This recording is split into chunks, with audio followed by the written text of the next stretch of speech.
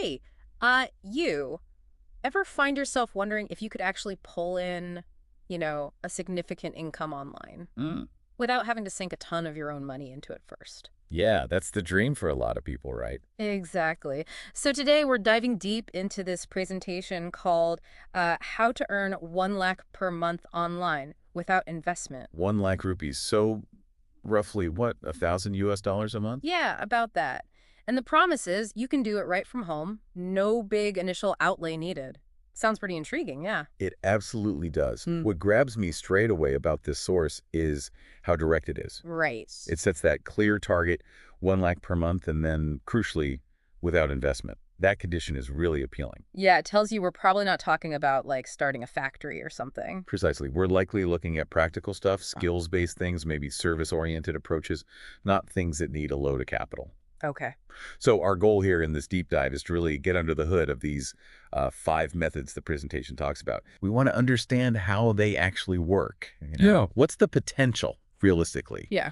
And what might it actually look like for someone, maybe someone listening right now, to get started? Exactly. We're not just going to like read them out. We want to really explore each one, figure out the nuts and bolts, and see what the real world stuff is, the considerations if you're thinking about giving one of these a shot. Makes sense. Okay, let's jump into the first one then. Method 1. Freelancing. Leverage your skills. Right. The presentation basically says if you've got skills like writing, maybe graphic design, video editing, digital marketing, that sort of thing, That's useful stuff. you can sell those services on platforms. They mention Fiverr, Upwork, Freelancer. Pretty straightforward idea, really. Your abilities are what you sell. It's kind of a foundational model for online work, isn't it? Yeah. And the source is spot on. The barrier to entry is, well, pretty low. If you have the skill already. Right. If you already have a valuable skill, your main investment is really your time. And effort. And effort, yeah. Putting together a good profile, actively looking for clients. The presentation breaks it down nicely, actually. 3 steps. Okay, what are they? First, learn a skill. And they give examples, which is helpful. Canva, Photoshop, SEO, copywriting, concrete things. Useful tools or techniques? Second, get yourself set up on those platforms like Fiverr or Upwork. Create that profile. Makes sense. And third, and this is smart advice, I think start with competitive prices. Maybe even a bit lower at first. Oh, interesting. Why? To get those first few clients, get some positive reviews under your belt, build that initial momentum. Then you can gradually bump up your rates as you get more established and hopefully more in demand. Okay. That initial pricing strategy is key then, to get past being the new person with no reviews. Exactly. It helps overcome that newbie hurdle, You got to build that reputation. Right. Build it from the ground up. And the earning potential they mention, it's quite a range. 30,000 up to 2,000,000 per month. That's a big spread. It really is. It It is. highlights that your income is going to be tied directly to, well, what skills you offer, how good you are. And how much time you put in. And crucially, yeah, the time and effort you actually dedicate to finding clients and keeping them happy, it's definitely not passive income, especially not at the start. Not at all. Yeah. And, thinking bigger picture, freelancing is a huge part of this shift towards like project-based work, the gig economy, True. people monetizing specific talents directly. What's interesting is that advice about starting low, it shows they understand how competitive those platforms are. You need trust, you need a portfolio before you can charge top dollar. Totally makes sense. Okay, let's move on. Method number 2. Affiliate marketing. Subtitle: Earn without your own product. Ah, yes, this one's interesting. Yeah, because you're essentially like a marketing partner for other companies, right? The Yeah. presentation talks about teaming up with Amazon, Flipkart, even Hostinger. Yeah, web hosting software. And you earn a commission when someone buys something through your unique link, your affiliate link. This model really leans into the power of recommendations, doesn't it? And your ability to reach an audience. The source outlines 3 key steps again. Okay. First, you got to create content, engaging content. YouTube, a blog, somewhere you can draw people in. So you need an audience first. Fundamentally, yes. Yeah. Second, join the affiliate programs for relevant platforms. They mention Amazon, Flipkart again, but also SaaS tools. Shows us. Software as a service. Think subscription software. If you recommend it and someone subscribes via your link, you might get paid And regularly. recurring commissions. Nice. Essentially, yeah. And the third step is simply referring your audience from your content over to make purchases using your links. That content creation bit, absolutely vital. You need people listening before you can influence their buying. Exactly. You're not selling your own thing. You're providing value, maybe reviews, tutorials, something entertaining. Building trust. And then you guide your audience towards stuff you believe in, which just happens to have an affiliate program. Hopefully stuff you genuinely believe in, yeah. Yeah. That helps with trust. Right. And the earning potential mentioned here. Wow, it jumps up 40,000 all the way to potentially 5,000 per month. That higher end definitely catches the eye. It really does. And I think that reflects the scalability. If you build a big, engaged audience in the right niche, yeah. and you get good at recommending relevant products that actually help them, the income potential can be very high.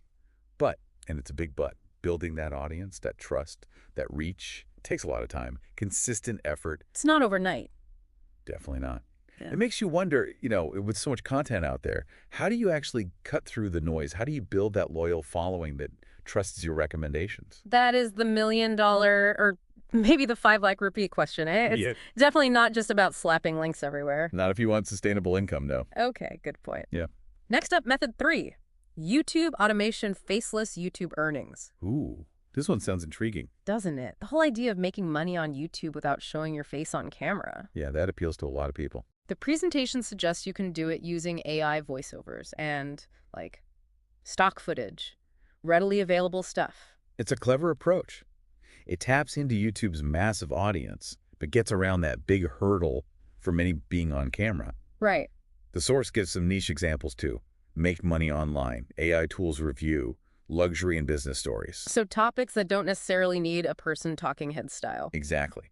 Informative stuff, maybe aspirational content, that can work without a specific creator personality on screen. And how do they say you make money? Pretty standard YouTube ways, actually. AdSense, the ads YouTube runs. Okay. Sponsorships companies paying you directly to mention them. Right. And tying back affiliate marketing within your content or descriptions. It all connects. Okay, so multiple streams.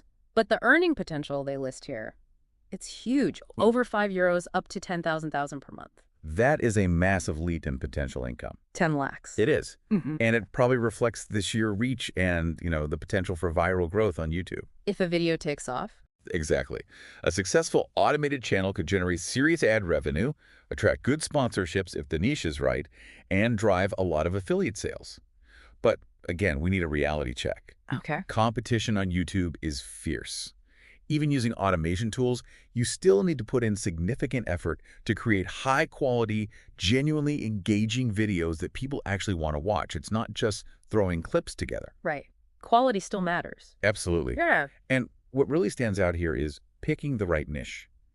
Targeting a specific audience with content they're actively searching for that seems crucial for this model to work. That makes total sense. You can't just be random. All right, method 4 then. Print on demand and dropshipping. Subtitle, Business Without Inventory. Ah, the e-commerce angle, but without the boxes piling up in your living room. Exactly. Sounds appealing, right? Running your own online business without actually storing or managing any physical products. It really does lower the barrier. So the source describes print on demand. Basically, you create designs, T-shirts, mugs, phone cases, whatever. You sell them through platforms like Printify or Teespring. When someone buys one, the platform prints it and ships it directly to the customer. You don't touch the product. And drop shipping. The presentation mentions it too. It doesn't go into huge detail, but it's a similar principle. You sell products in your online store, but you don't hold inventory. When you get an order, you buy it from a third-party supplier. Who then ships it directly to your customer. Exactly. The common thread. No upfront inventory costs. No logistical headaches of managing stock. Okay, so how do you get started, according to the source? 3 steps again. First, create your designs. They even mention using Canva, which is accessible. Yeah, lots of people know Canva. Second, set up your online store. They suggest Shopify and integrating it with a service like Printify. So the tech setup part. Right. And third, crucially, drive sales. Get people to your store. They mention Instagram ads and SEO, search engine optimization. So design, setup, and then marketing. Get the word out. Pretty much sums it up. And the earning potential here. Listed as 50,000 euros, 5,000 per month, another wide range, but potentially quite high. It reflects that e-commerce scalability again, doesn't it? Once your store is running and your marketing works, you could reach a huge customer base without being limited by physical stock. Yeah.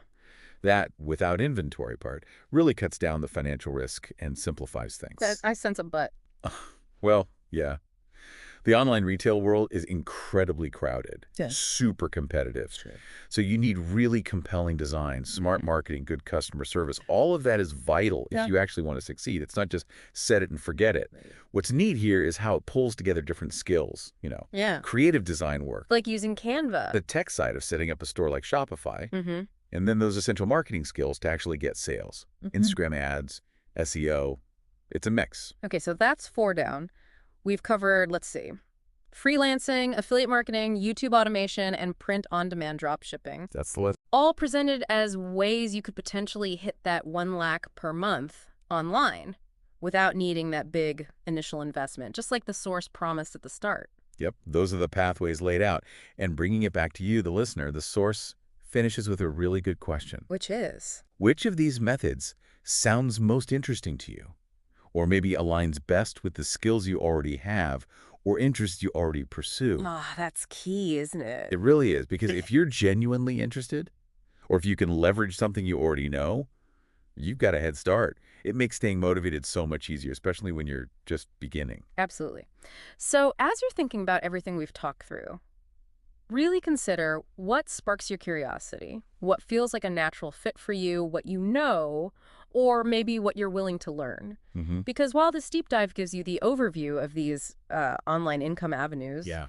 it's really vital to remember every single one of them needs dedication. You got to be willing to learn new things. And put in the time. And put in consistent effort over time to potentially reach those income goals they mentioned. They're not guarantees. Definitely not guarantees. Yeah. Effort is required. So the next step for you really is to dig deeper. Go beyond this overview. Look into the specifics, the strategies, the nuances of whichever method grabbed your attention the most. Find out more about the one that resonates. Exactly. So the question we leave you with is, which specific path are you feeling drawn to explore further?